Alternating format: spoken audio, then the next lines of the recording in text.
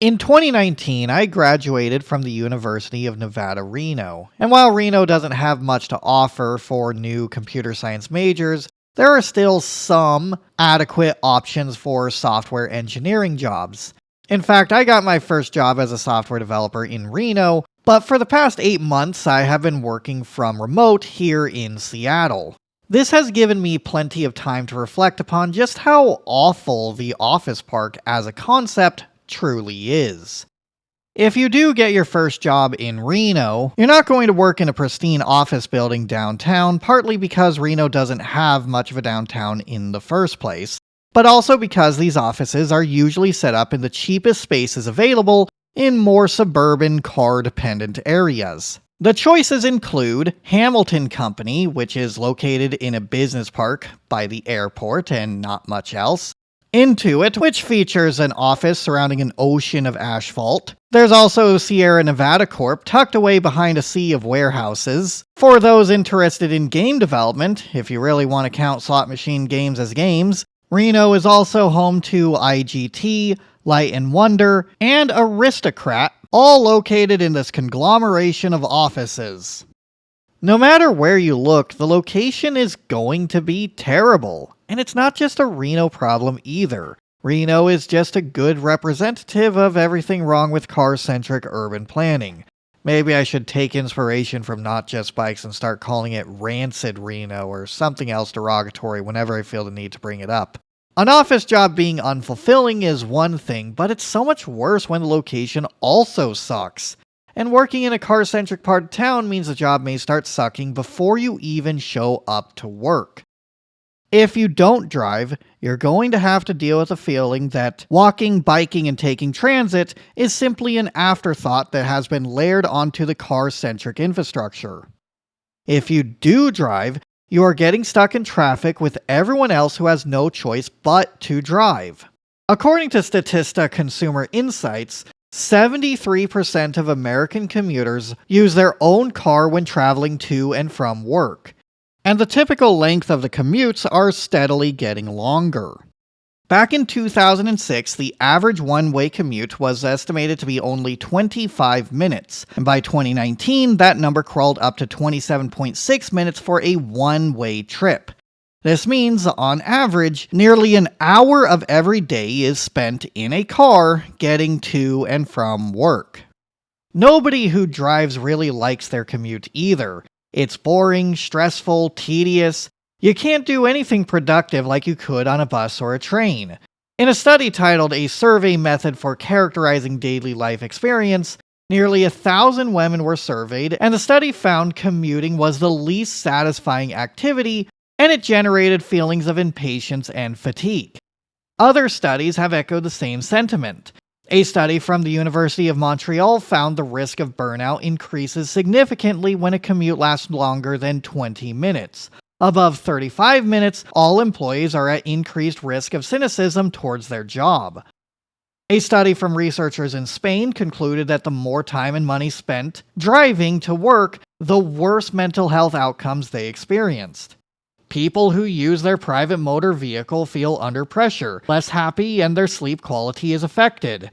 At the same time, those who use public or active transport spent less time and money on their trips. Owning a car is expensive, and driving requires constant attention to the road around you. Americans like to say their cars provide them freedom of mobility, but it is arguably more of a liability. AAA estimates the annual cost of new car ownership is $12,128, or around $1,000 a month. And while this is a good baseline, the true cost of car ownership is obfuscated. Gas prices fluctuate, fuel mileage may vary, some roads are toll roads. Every time someone is on the road, they run the risk of getting into a collision. Just because you personally are doing everything right doesn't mean everyone around you will. In the unfortunate event someone does get into a collision, they must deal with additional expenses to make repairs or replacements, and deal with the stress of their only mode of transportation being out of commission. Alternatively, if someone was offered a job for the same salary as their old one, but it allowed them to live car-free, it would feel like they are making an additional $12,000 per year because they no longer have that car that they have to care for, taking a big bite out of their income. Getting to work doesn't have to be a miserable time of day that wears down on everyone. In the United States, nearly half of all vehicle trips are for distances of 3 miles or less, which could easily be absorbed by micromobility such as bikes or scooters. There are also a lot of benefits to more active modes of transportation that should not be ignored. Riding a bike is a physical activity, so if someone's 25-minute-long commute was replaced with bike riding, they're basically spending 50 minutes each day exercising without really thinking of it as exercise. Studies have linked active modes of travel to reduce feelings of stress, reduce risk of depression, improve cognition and thinking, and having more energy throughout the day.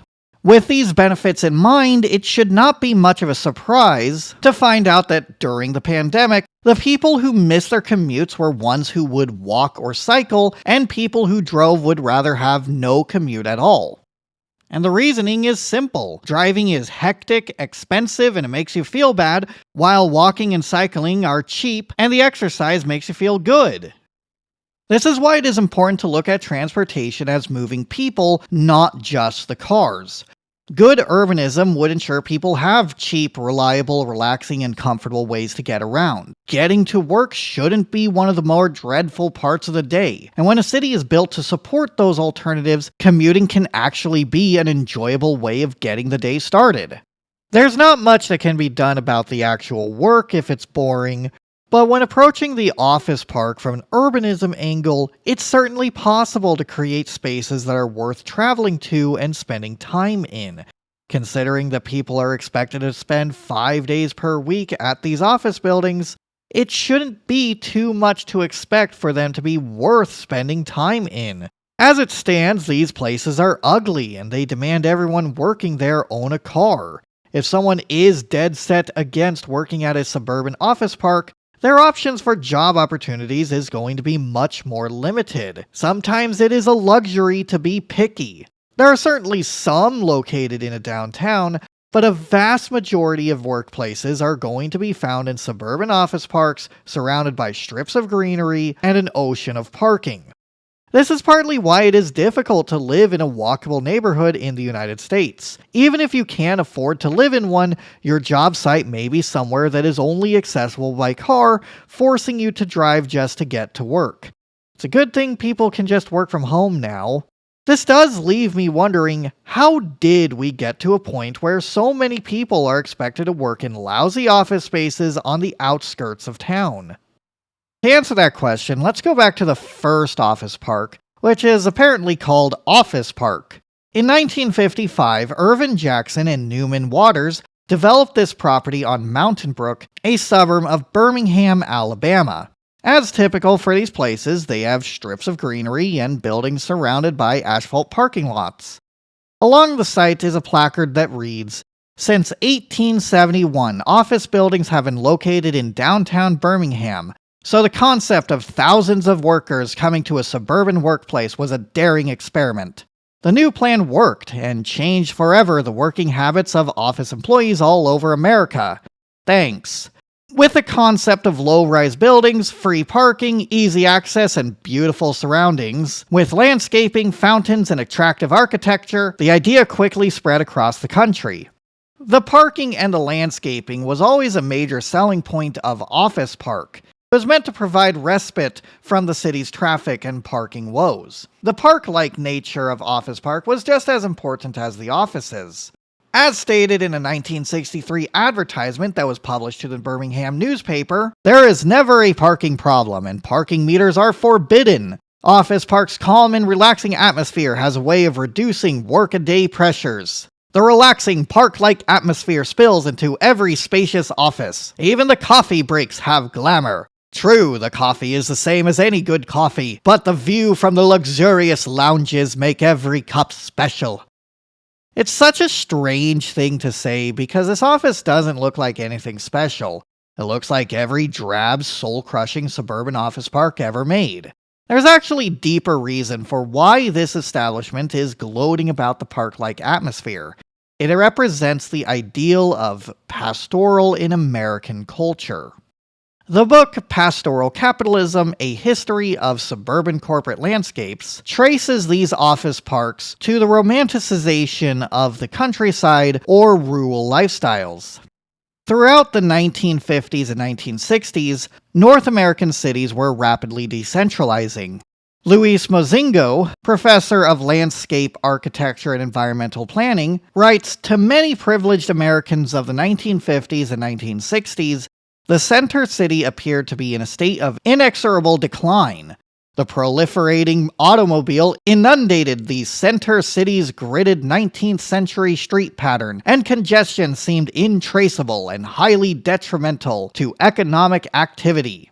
In contrast, Mozingo said people perceived the suburbs as predictable, spacious, segregated, specialized, quiet, new, and easily traversed, a much more promising state of affairs to corporations bent on expansion. It was believed that by disguising the workplaces with enough landscaping, they would be welcome in suburbs and bedroom communities. The romanticization of pastoral America didn't originate with the suburbs. Mozingo traces the ideal of the pastoral all the way back to Thomas Jefferson in 1787. "I think our governments will remain virtuous for many centuries, as long as they are chiefly agricultural, and this will be as long as there shall be vacant lands in any part of America. When they get piled upon one another in large cities, as in Europe, they will become corrupt, as in Europe." This disdain towards dense urban living can be seen today. People who prefer the suburbs will regurgitate some nonsense they heard about overcrowding, crime, drug abuse, and homelessness in order to say the center city is bad, even if actual statistics and anecdotes from people living within the city say otherwise. In an interview with Washington Post, Mozingo said office parks are very symbolic of American distrust of the center city. The ideal American in Jefferson's political writing is a small farmer. We're no longer on farms, but we work in this tended green environment. But let's get one thing straight. There is nothing representative of nature in the suburbs. These are massive swaths of single-family homes that wreck the biodiversity of the places they were built on. The land is cleared to make way for concrete foundations. Natural vegetation is replaced with non-native monocultural grasses that must be mowed and watered, while any undesirable plants are declared weeds and ripped right out of the ground. Not to mention the many complicated ways that cars are disastrous to the environment. Suburbanites will boast about the greenery, even though you can't really appreciate the nature when driving through it, the same you can when walking, cycling, or taking transit. There's also the matter of where the land is coming from. Oftentimes, rural communities build new housing, retail, and office spaces on cheap farmland. The United States destroys 1,200 square miles of farmland every year for suburban sprawl. This happens everywhere. Decades ago, the southern part of Reno used to be farmland called De Monte Ranch, but it was bought out by developers. They kept the namesake and built a master-planned suburban neighborhood with offices, homes, and retail on the nearly 2,000 acres of farmland. American culture values the pastoral so much that we would gladly destroy rural settings so suburbanites can LARP as people who live off the land. Of course, this isn't how people living in the suburbs see it. The way cars damage nature is invisible to them. Suburbanites literally just see trees and grass and think, ooh, nature. Conforming with the rest of suburbia, office parks chase the aesthetic of low-density rural living combined with urban services with no regard to whether it is sustainable. With the suburbs pushing people and jobs further away from each other, another issue arises: job sprawl. Traditional developments meant the places people lived in were co-located with the places they worked in a central business district, but with the rise of suburbia, low-density job sites were separated from single-family homes, creating the conditions where people must drive to downtown or to other suburban communities for work. Job sprawl disproportionately affects low-income residents who may not be able to afford living closer to jobs, let alone a car to drive to them. Since they rely on their limited access to transit, they must work with a smaller pool of job opportunities because there are simply fewer jobs within a commuting distance. Some employers see a lack of a driver's license as a liability, which only further decreases the chance of getting a job. When someone is hired, people who rely on transit may find themselves taking an especially long amount of time to get to work. Once the commute becomes at least 90 minutes long, the commuter becomes classified as a super commuter. According to a study from Apartment List, just over 3% of all US workers are part of this group, and the total number of supercommuters has increased by 45% from 2010 to 2019. For comparison, the total workforce has increased only by 13% in that same time span. The problem isn't necessarily distance. People using public transit were 5 times more likely to be supercommuters than drivers, simply because transit trips are often slower and more convoluted than car trips. Recently, we have seen another solution to cutting down on the time spent commuting. Since the COVID-19 pandemic, plenty of companies have become more accepting of allowing employees to perform a majority of their work at home and giving people the option to come into an actual office. Of course, employees welcome this change because the office is a soulless, isolated facility that nobody wants to spend time in if they don't have to. According to data from Moody's Analytics, office vacancies hit a record high of 19.6%, the highest seen since the 1980s. This new hybrid work model presents a good opportunity to reassess whether all this office space is actually necessary. It is possible to make the office a more attractive workplace, but the suburban office park, as we know it, must fundamentally change. The commute needs to be less stressful, which cannot be accomplished without viable alternatives to driving. There needs to be other things around, such as corner stores and restaurants, so if you need to do something real quick on a lunch break or right before and after work, you can just walk to those places. This is not a new revelation either. In 2015, Newmark, Grubb, Knight, and Frank released a report on suburban office park obsolescence, saying walkability and activated environments are at the top of many tenants' list of must-haves. In order to remain competitive, suburban properties must have a conference center, a fitness center, and food service.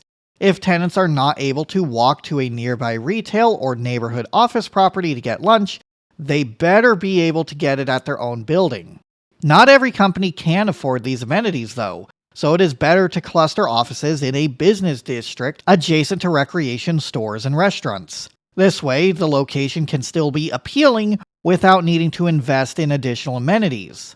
Furthermore, an on-site gym would be unnecessary in a place that encourages active forms of travel. As for the suburban office parks, it may be possible to salvage them. Since a lot of the land is parking lots, they could be repurposed into multi-family dwellings with mixed-use retail. In Carmel, Indiana, there is one such plan to retrofit an office park. The idea is to consolidate the parking into garages and build what would feel like an inviting town center. However, copying this model would also turn the office park into an island of walkability. It may be somewhat adequate until you need to go outside of the few blocks that were densified. At that point, you're going to need a car. Rather than trying to retrofit suburban office parks, it would be better to focus on densifying the urban core, bring the places people live and the places people work closer to the city, and connect them with quality transit. The problem isn't necessarily suburbia, it's car dependency. Not all of these car-dependent suburbs can be saved, though. The suburbs in general are overbuilt, unsustainable, insolvent, low-density sprawl that should have never been spread as far and wide as it was. If we ever get to a point where American cities reconsider the suburbs, some office parks may turn into something new, while plenty of others will probably be abandoned. Business parks don't have to suck. but they do for the same reasons car-dependent places in general suck. With smart land use policies and investments that encourage people to use active and public forms of travel, we can start building business parks that don't suck. Good urbanism isn't everything, but it does have a strong influence on quality of life. It's about the way people get around so they aren't crammed into cars and stuffed onto highways and arterials. It's about making it so places you show up to aren't ugly, anti-human non-places that are surrounded with parking lots and nothing else. It's about making sure wherever you are heading to is worth spending time in, even if that place is just an office park.